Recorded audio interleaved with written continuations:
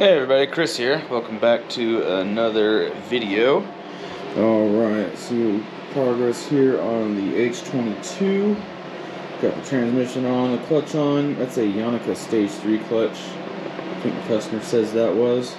Only thing really left to do on it, I am just waiting on the O-rings for the thermostat and the water pipe right there.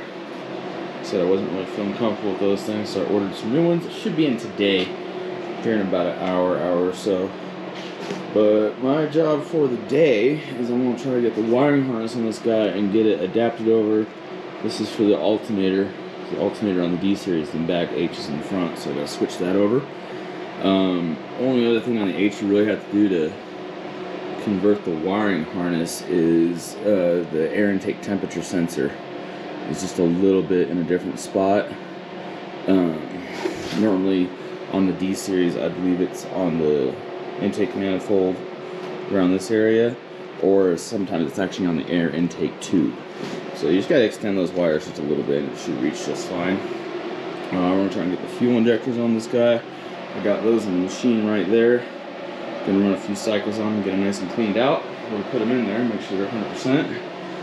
And that should about do it. And then we're gonna try to pull the car in. One little issue with that is last night she snowed a bit.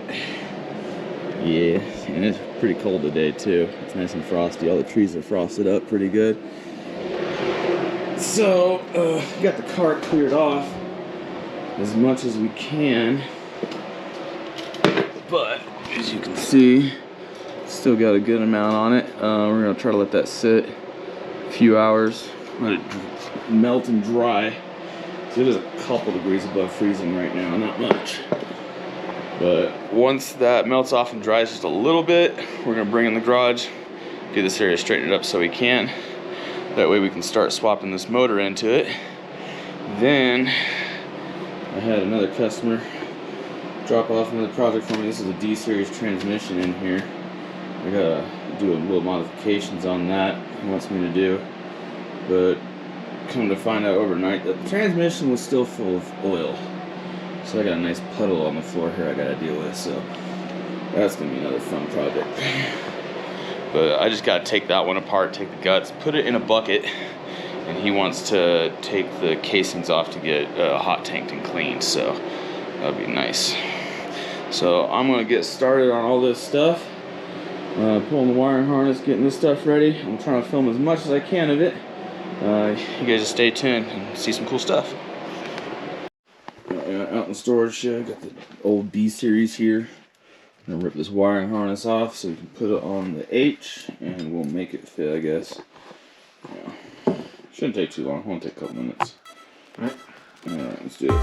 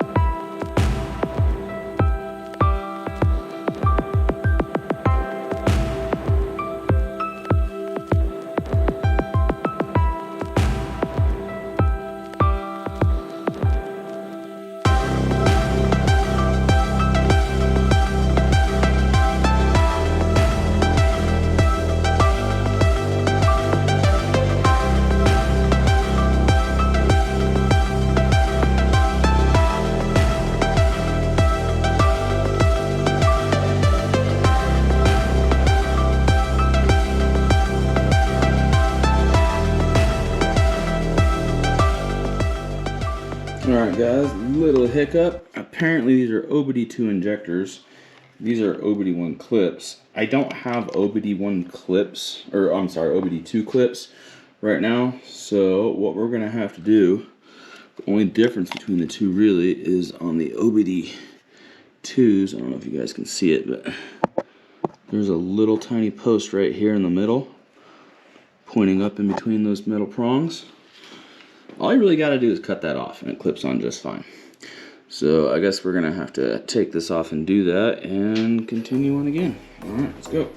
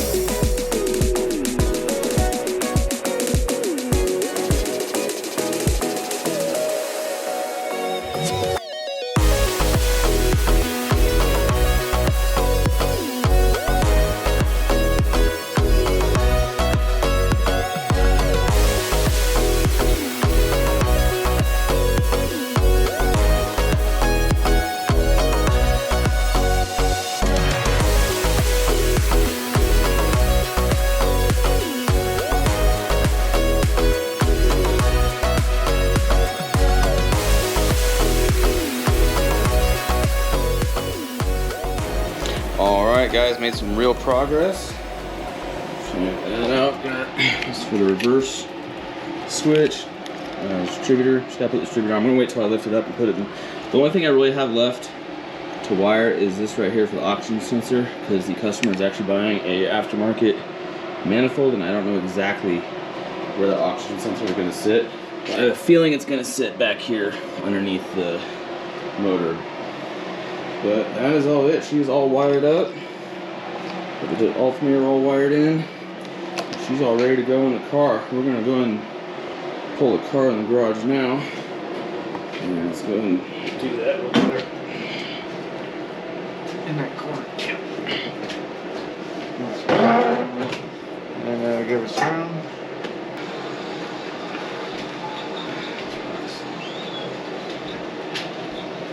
Yeah. It is. Gotta let her thaw off. Well, because she is still frozen. Close that door. She is still quite frozen. So we'll probably get to putting in the motor in tomorrow. Chassis is pretty much ready. Got the shifter all adapted over, so we got this nice billet shifter in here now for him. So like that. Alright, buddy. So here's one last thing we got to do to the chassis. Got to drill some holes right here for this mount. Kind of a beastie guy too. I like it. Well, we're going to do a little pilot hole, and then we're going to do the main hole, test fit, see where it does. Take it off, clean this up a little more, paint it, put a couple layers on it, put it back on, and yeah. That's about it. Fuel line, and the engine's ready to go in. Yep, awesome sauce. Well, we're gonna get right to that, and we'll get back to you in a minute.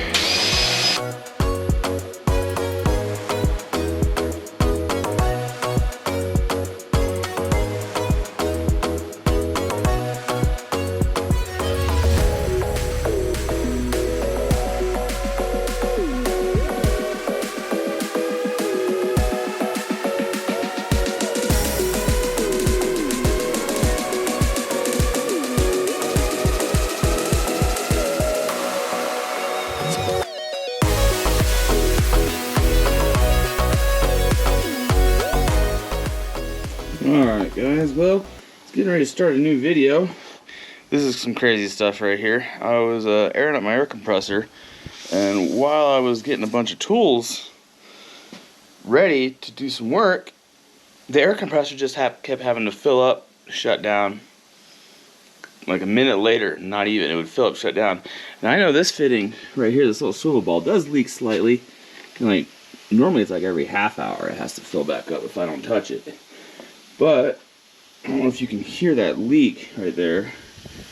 Down to about 90 psi here, but there's a leak right in this area. But I've tracked it down. It's actually this weld right here. Little tiny little crack right on the seam of this weld. And that sucks. It looks like I'm not using any power tools today until I buy a new air compressor or weld this guy up. I think I want to buy a new air compressor because this thing is pretty old. It's, yeah, super old, and I think it's time for a new one anyways. But, I didn't want to get one just yet. Alright, well, here's what we got going on. Alright, this is my customer's D-Series trans. I gotta just take this apart real quick, take all the guts, put it in that tray right there, and then he is taking the case to get hot tanked at a machine shop. So I just gotta get that ripped apart real quick. And yep. And made a little bit of progress.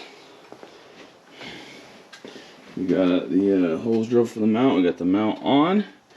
The clutch right here, I haven't exactly done it yet just because I don't know exactly where to put stuff yet. So I'm gonna figure that out once the engine and transmission are in here. Only last thing I have to do is I have to cut this fuel line, the main fuel line, right about here-ish or so. I'm gonna do it right about there, just above the heater core hose. And I need to put on a compression fitting right here so I can run an AN6 line up to the fuel rail, because the fuel rail actually has its own fuel filter on it. So we took off the factory fuel filter that was right there. It's got an AN6 port on it. That's perfect because I'm pretty sure I might have 1 or 2 AN6 fittings lying around, and I know for a fact that I have some spare AN6 hose, and so that should work out perfectly. I just gotta find that compression fitting I had earlier. I seen it even. I touched it thinking I wasn't gonna need it, but turns out I need it. So, but I'm gonna get cracking away on this transmission and get that started. Looks like no more power tools though. Compressor's broke. Gotta go buy a new one. Stuff happens.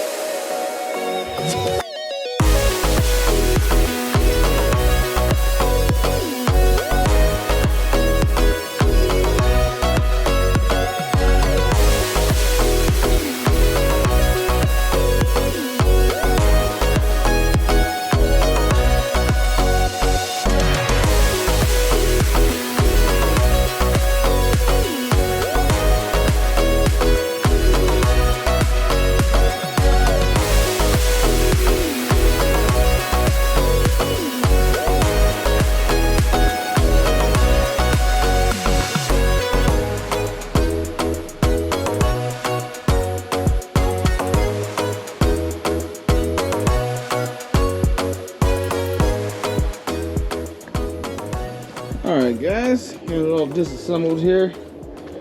All the parts in the bucket here, or this tray. Don't worry, I know where everything goes. We got, man, this thing was just nasty on the inside. I don't know what kind of oil he was using, but it smells kind of like gear oil. And that's not good. You're not supposed to use gear oil.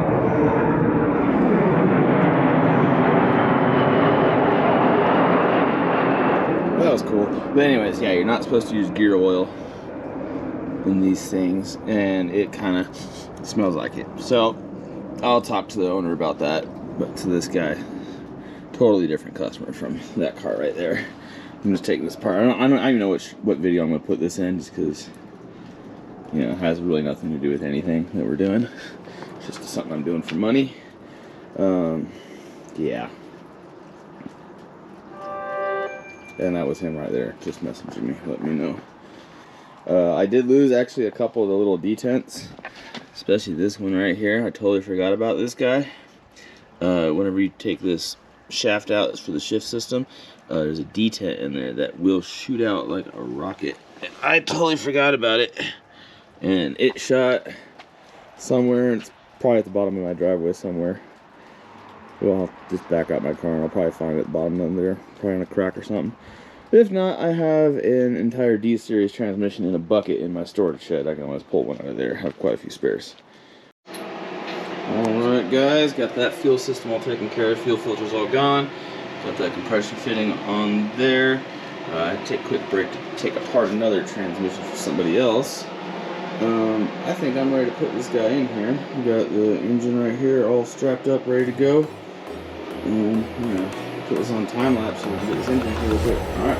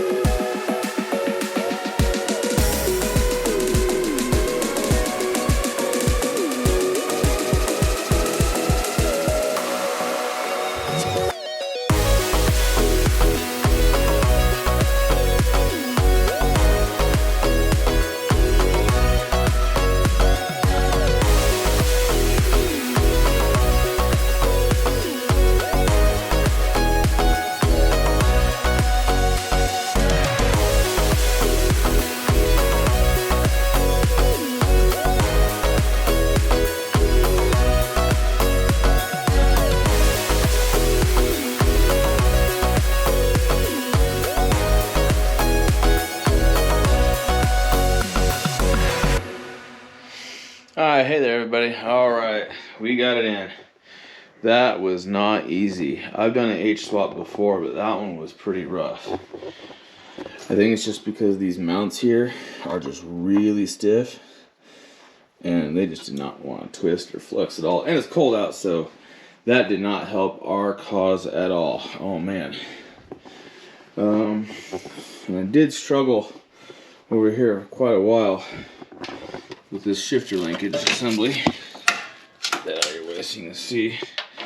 So this is the up and down, you know, front to back shift linkage right here. This is left to right, and the problem we're having here is that this guy right here, you can see it's not quite long enough. Like, it's literally 3/4 of an inch. Oh, actually, that's when it's all the way on, it's actually way on there, so it's quite a bit short of the target. The shifter kit that this came with this longer one right here, but as you can obviously tell, it is way too long. So what I'm thinking I'm probably gonna have to do is take about 1.25 inches out of the middle of this so I can save the threads on this end, and then weld it back together. Yeah. It's not gonna be fun, but I can do it. I got the equipment, so, you know, yeah. Not a little more than I bargained for on this job, but, you know, it's what happens. Yeah, so yeah, she's in. Only thing left to do is make a -6 line from here down to the compression fitting that I put on the other fuel line. Everything's wired up. It should just, you know, just gotta plug these in. Oh, I already did that over here. And then just plug in this set, which goes to over here. And that's pretty much it. And it's pretty solid after that point. But we're gonna call it a night on this guy, because that was quite the struggle. Oh, but man, she is coming together. I just wish I could have gotten this shifter working so I could check that shifter out, see how good it worked. It's really cool. Got one in my car, but you know, we'll see if this one was just as good, you know. Well, see, like I said, that's gonna do it for tonight. Be sure to comment, subscribe if you're not subscribed already. It really does help out with the algorithm. And yeah, that'll do it. See ya.